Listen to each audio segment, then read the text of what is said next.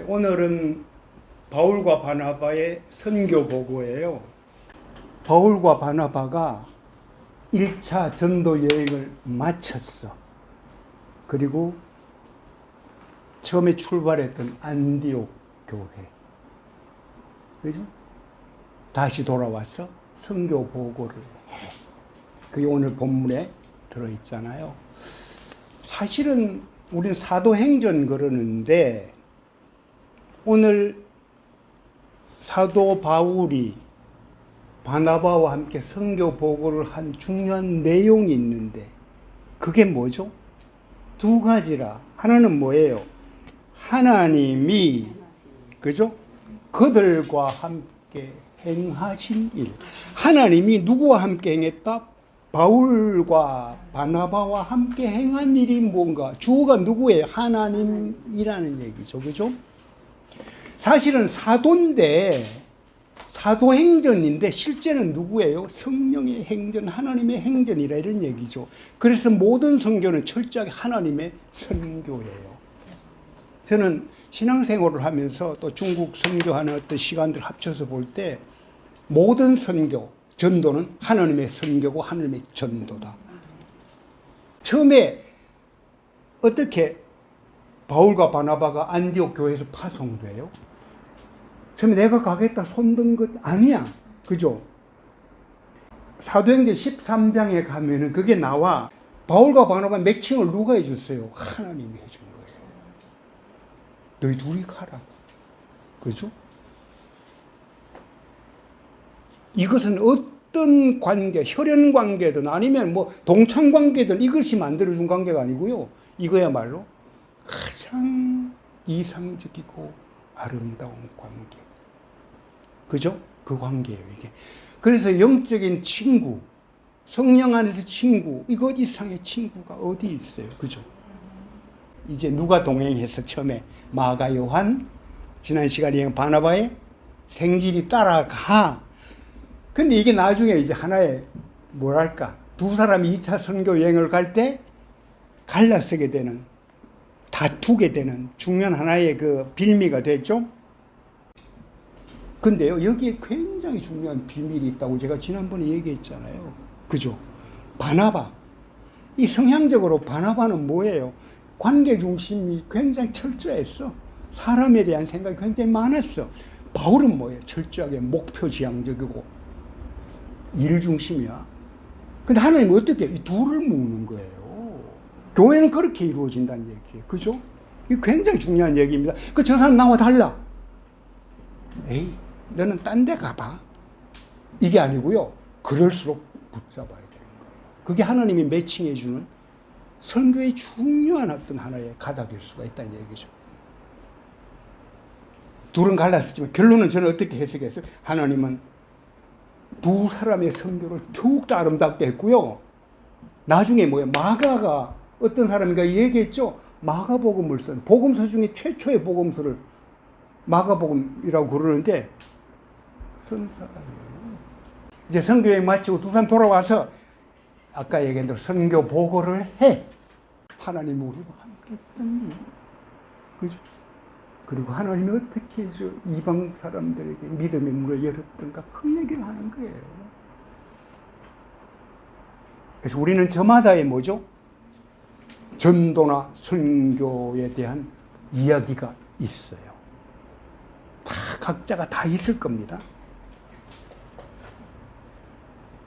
그걸 가만히 보면요. 와, 이 방식대로 선교 보고를 한다면 하나님이 나와 함께 하셨던 일. 그리고 하나님이 내가 복음을 전했던 그 사람에게 어떻게 믿음의 문을 열었느냐는 것. 지난 우리 다비다 이야기 5월호에 이주원 목사님이 칼럼을 하나 쓴 게 있어. 기억나요? 후쿠오카의 봄을 생각하며. 그죠? 후쿠오카의 선교 6년 동안의 시간들, 그것을 돌아보면서 그 만났던 사람들 한 사람 한 사람 회상하면서 어떻게 지낼까? 뭐 이런 굉장히 감동적인 칼럼서 그게 선교 보고죠. 제가 재밌는 선교 보고를 하나 하려고 합니다. 2001년도, 굉장히 오래전 얘기입니다. 2001년도니까 뭐 벌써 제 나이 굉장히 젊을 때지. 그죠? 그때 제가 온누리교회 대학부에서 멘토를 하고 있었어. 근데 이제 여름 되면은 단기 선교를 떠나. 주일날 이제 우리 담당 목사님이, 대학부 담당 목사님이죠. 우리 여기 계신 멘토님들 6명 있어, 멘토. 6명. 멘토님들도 혹시 시간이 되면은 같이 우리 선교팀에 조인해서 같이 가시면 좋겠습니다. 그러는 거예요. 그래서 생각지도 않고 있다가 나를 어디 갈까 보니까 이제 상해 팀이 있어, 상해. 중국 상해. 그래서 내가 여기를 한번 가볼까 해서 이제 그 상해 팀의 팀장을 찾아간 거야. 예배, 그 대학부 예배 마치고, 혹시 뭐 내가 갈 수 있으면 나도 같이 갈까 하는데 어떻게 생각하느냐 딱 물었어요. 그랬더니 이 청년이 이미 18명이 다 구성됐고 우리는 드림팀을 만들었습니다. 집사님이 오시는 게 과연 하나님이 원하는 건지 기도해 보겠습니다. 이러는 거예요. 하나님께 기도해 보고 다음 주에 말씀을 드리겠습니다. 그때가 2주 정도밖에 안 남았을 때예요. 그때 비자도 받아야 되는데 시간이 필요하잖아. 그리고 내가 그 말 딱 들은 게 처음에 약간, 얘가 뭘까? 이러다가 하다가 내가 이제, 나도 만만찮잖아요. 그래, 나도 한번 여기 조인을 할까 그랬는데 내가 참 기도를 못했다. 나도 기도를 해보고 하나님이 가라면은 내 다음 주에 이야기하겠다. 그죠? 당연히 그거에 대해서는 내가 그렇게 이야기할 수밖에 없지. 다음 주 한 주가 지났어. 한 주가 지났더니 이 팀장이 나한테 와서 집사님 같이 가시죠. 기도하니까 같이 가자고 합니다. 이러는 거야. 같이 가라고 하나님이 그럽니다. 그러는 거야. 그죠? 이 언어를 쉽게 생각하지 마세요. 요즘 그렇게 하는 청년들 별로 없잖아요. 이게 사도행전식 방식이에요. 금식하고 기도해서 누구가 가고 어떻게 갈 것 정했잖아요. 13장에. 그 얘기예요. 난 처음에는 약간 빈정상했다가 와, 요새도 이런 청년이 있네. 그러면서 그래, 나도 기도했더니 가라고 그러는데 잘 됐다. 우리 가자. 그래서 간 거예요. 갔는데 이제 놀라운 일들이 벌어집니다. 딱 상해에 딱 내렸는데 이 팀들 18명 딱 보니까 어떻게 뽑았는가 하면은 전부 이제 신앙적으로 굉장히 참 어떤 잘 훈련된 대학부 애들. 또 하나는 뭐죠? 영적인 은사가 있는 애들. 주로 이제 하나님의 음성을 듣는 법. 이런 데 대한 그 팀들 그렇게 짜놓은 거예요. 근데 중요한 거는 뭐죠? 18명 중에 중국어 하는 애가 한 명도 없어요. 와, 이건 기적이에요. 우리 상식적으로 팀을 구성한다 하더라도 대학부 중에 중국어과 학생 한두 명은 넣어야지 정상이지 중국을 가는데, 그죠? 안 넣더라고. 그리고 이제 얘들 생각을 어떻게 했는가 가만히 보니까 어차피 대학생들이 영어를 하니까 영어를 하고 우리는 뭐다? 성령의 인도함을 받는다. 이런 굉장히 참 무모한 도전을 사실한 거예요. 자, 그때부터 이제 중요한 일이 벌어지기 시작합니다. 18명 애들이요, 나를 오리처럼 졸졸 따라요. 버스표를 살 때, 지하철을 탈 때, 이게 영어가 통하나 중국이? 안 되잖아요. 안 되니까 전부 이제 나 눈치만 보면서 졸졸졸 따라요. 야, 이 드림팀들이 왜 이래, 내가? 그랬더니 이제, 그래서 드림팀으로 집사님 보내주셨잖아요. 막 이러고 이제 민망하니까 집사님 없으면은 우리는 낙동강 오리알이 됩니다. 야. 오리처럼 따라다니면서 그러는 거예요. 제가 갔다 와서 선교 보고를 했어. 선교 보고를 했는데 내용이 뭔가 하면은 구름 기둥 아래에서의 릴레이 선교야. 이게 뭔가 하면 18명이 있잖아요. 아까 오리처럼 따라다녔다 그랬는데 이제 더 이상 이제 나를 오리처럼 안 따라도 되고 성령을 하나님을 오리처럼 따라다니는 내가 이야기하고 대신 내가 어디든 이 캠퍼스를 다 돌아다니겠다. 7월 25일이 바로 오늘이야.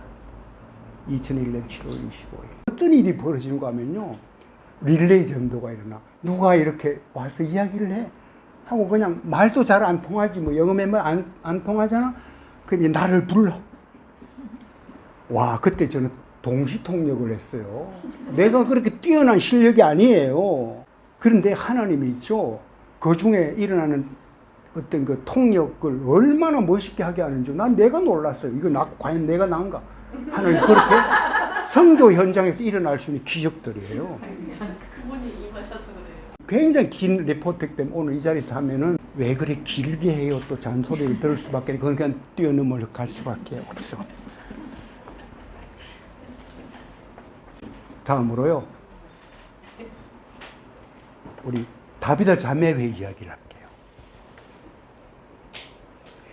다비다의 자매회의 원래 이름이 뭔 줄 알아요? 다비다 선교회예요. 왜 이름을 바꿨나? 저는 그 이름을 바꾼 김 목사님을 대단한 사람이라고 생각해요. 원래는 다비다 선교회예요. 정건두 목사님이 이름 지어준 거예요. 복목련에서. 그죠? 그런데 이걸 다비다 자매회로 바꿨다. 이 말은 뭐예요? 선교를 아까 말씀한 대로 가장 맞게 효과적으로 하기 위한 방식이야. 다비다 선교회 그러면 뭐야? 당장 믿지 않는 사람들은 올 때 한번 쭈뼛거릴 수가 있어. 자매회 그러면은 약간 뭔가 좀 그런 종교적인 냄새는 나지만은 그래도 그건 아니니까. 그죠? 다비다 자매회야. 2009년 여름 캠프. 그때요. 이제 그 새로운 자매들 몇 명이 있었어. 새로 캠프니까 초대를 했단 말이야. 와가지고요. 어떤 일이 벌어지는가 하면은 그때 참석했던 사람은 알 거야. 본인은 뇌부종으로 이게 그러면 뇌의 압력이 확 올라가 수분이 막 차면서 물이 찬 거지. 막 붓는 거란 말이야. 눈이 안 보여. 그러니까 이 시력 안경 쓰고도 앞에 사람들이 겨우 봐. 근데 그때 소개하고 기도하고 나서 어떤 일이 벌어진가 하면 안경을 벗고 있는데요. 저 멀리 에어컨 숫자가 보여. 22도. 본인이 화들짝 놀라. 저 숫자가 뭐냐고. 20이 맞냐고. 그리고 건너편에 앉아 명찰 이름이 보여. 그런 일이 벌어진 거예요. 하나님은 복음의 문, 믿음의 문을 얼마든지 열어주신다는 것. 우리에게도 그런 일들이 여러 번 일어났단 말이에요. 그죠? 내년 1월 우리는 창립 30주년을 맞이합니다. 다비다 창립 30주년 기념 행사는요, 선교보고의 자리가 되리라고 저는 기대를 합니다. 무슨 내용요? 하나님이 다비다와 함께 하신 일. 그리고 하나님이 다비다를 통해서 어떻게 믿지 않는 사람들에게 믿음의 문을 열어주셨는가. 그 얘기들을 이렇게 하게 될 겁니다. 당연히 제가 준비하고 있는 뮤지컬, 그죠? 옆방의 사랑. 거기 당연히 들어가 있겠지, 그 내용들이. 뮤지컬?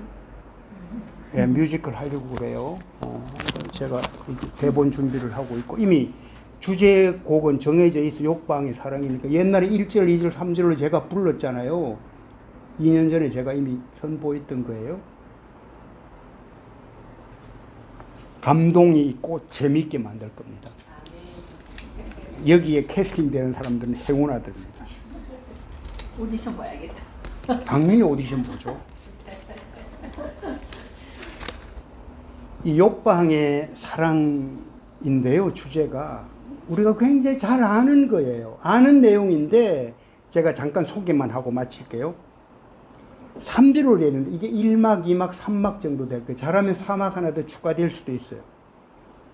1절은 님 떠나신 욥바 항구에 뱃고동 소리 들릴까봐 멍한 눈으로 밤지 새우고 새벽 기다립니다. 당신 위에 등불 밝히고 두 손 저어 부르리 어두운 항구의 깊은 탄식 돌아와요 나의 사랑.